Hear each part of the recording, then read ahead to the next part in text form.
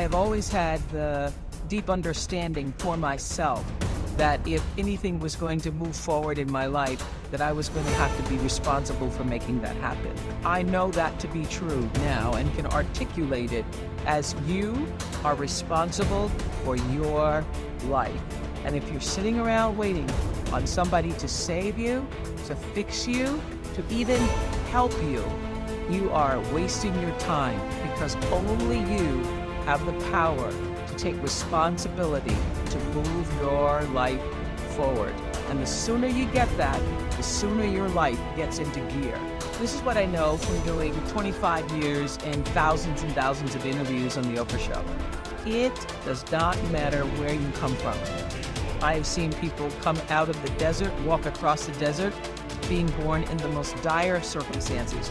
Doesn't matter what your mama did, whether she did or had a PhD or no D. What matters is now, this moment, and your willingness to forgive the past, take responsibility, and move forward. You need activation energy to start the change. That's the key to creating any kind of change. That's the ethical requirement of individual being in the proper sense, is to constantly know that you're not what you could be, to take responsibility for that, and to commit yourself, like body and soul, to the attainment of that ideal. If you think about the times when you're at peace with yourself with regards to how you're conducting yourself in the world, it's almost always conditions under which you've adopted responsibility. The most guilt I think that you can experience is the sure knowledge that you're not even taking care of yourself, so that you're leaving that responsibility to other people. There is no capability difference between you and someone you consider to be an ultimate role model of success. The only difference is they've learned to use their mind and body with more power on a consistent basis. They've learned to manage their state. They've learned to use their body effectively. Whether they know they're not conscious, it doesn't matter. And they've learned to control their mental focus. Remember, whatever we concentrate our focus on consistently and strive to learn from and make new distinctions about, we will get great at it. I need you to evaluate yourself and ask yourself the question, how are you wired? When you hear the word notice it, when you have a trial or tribulation, how are you wired? You hold on to it and you recycle it. Do you realize that every day you thought you wasn't gonna make it? Do you remember them days when you thought it was absolutely unbearable and you thought you wasn't gonna endure that one? Do you know that your survival rate for every last one of them bad days is 100%? You survived every hater, you survived all the evictions, you survived the firings, you survived all the trouble you ever been in. Your survival rate is 100%. One of the things you gotta understand, my friend, is that you're supposed to fail. You're supposed to fail, because failure is the stepping stone to success. It's not just cliche. Failure is an experience that lends to wisdom that ultimately makes you a stronger version of yourself. Like, until I make my dreams become a reality, I'm not quitting. I don't care how much money I have to invest. I'm gonna continue to do this until I become successful. All right, I've got a rule called the show up rule. All right, somebody said you can pretend that you care, but you can't pretend that you're there. The only way you can be there is to show up.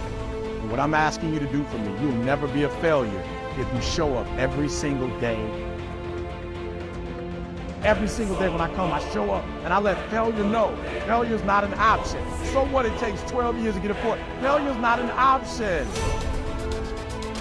Failure is not an option. You can't even let it speak into your brain. It's not even a second. You have to know that this thing is going to work.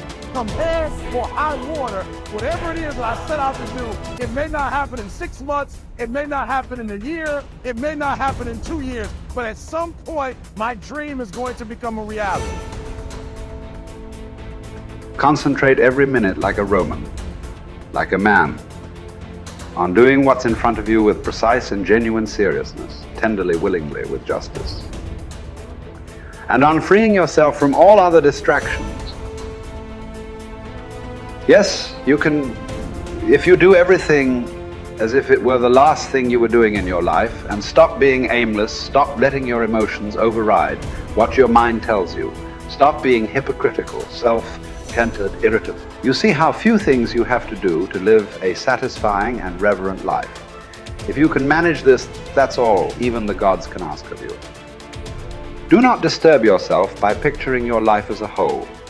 Do not assemble in your mind the many and varied troubles which have come to you in the past and will come again in the future, but ask yourself with regard to every present difficulty, what is there innerable and beyond? Endurance. You would be ashamed to confess it.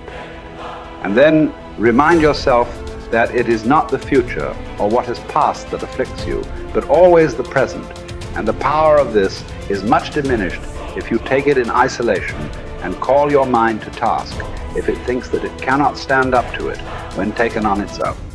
Think of your many years of procrastination. How the gods have repeatedly granted you further periods of grace, of which you have taken no advantage. It is time now to realize the nature of the universe to which you belong and of that controlling power whose offspring you are, and to understand that your time has a limit set to it. Use it then to advance your enlightenment, or it will be gone and never in your power again. Men seek retreats for themselves, houses in the country, seashores and mountains, and thou too art wont to desire such things very much.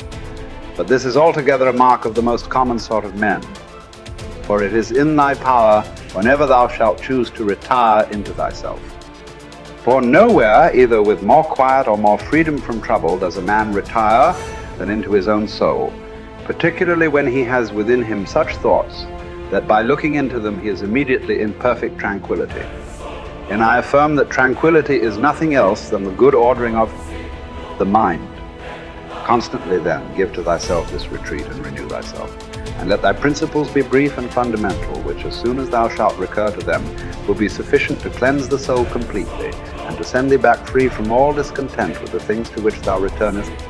For with what art thou discontented? With the badness of men? Recall to thy mind this conclusion, that rational animals exist for one another, and that to endure is a part of justice, and that men do wrong involuntarily. And consider how many already after mutual enmity, suspicion, hatred, and fighting have been stretched dead, reduced to ashes, and be quiet at last. But perhaps thou art dissatisfied with that which is assigned to thee out of the universe. Recall to thy recollection this alternative. Either there is providence or atoms, fortuitous concurrence of things, or remember the arguments by which it has been proved that the world is a kind of political community, and be quiet at last. But perhaps corporeal things will still fasten upon thee. Consider then further that the mind mingles not with the breath, whether moving gently or violently, when it has once drawn itself apart and discovered its own power. And think also of all that thou hast heard and assented to about pain and pleasure, and be quiet at last. But perhaps the desire of the thing called fame will torment thee. See how soon everything is forgotten, and look at the chaos of infinite time on each side of the present, and the emptiness of applause, and the changeableness and want of judgment in those who pretend to give praise, and the narrowness of the space within which it is circumscribed, and be quiet at last. For the whole earth is a point, and how small a nook in it is this thy dwelling, and how few are there in it, and what kind of people are they who will praise thee?